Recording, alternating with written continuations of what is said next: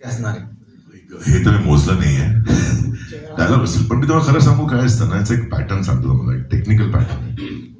ते साऊथ सिनेमात डब्ड असतात, ते लिपचं मुवमेंट काही वेगळं असतं.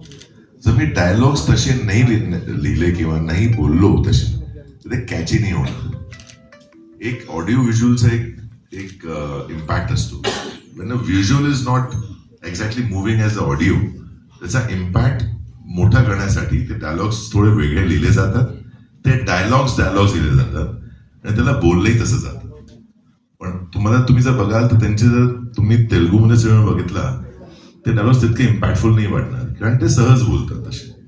ते फक्त आपल्या ऑडियन्ससाठी एक पॅटर्न काढतो. किंवा जर पुष्पामध्ये श्रेयसने केलंय, मी बाहुबलीमध्ये केलंय, किंवा आदिपुरुषमध्ये केलंय, किंवा दसरामध्ये केलंय, तो एक पॅटर्न आहे, कारण आपल्याला त्याला थोडं हायलाइट करावं लागतं. कारण व्हिज्युअलमध्ये ते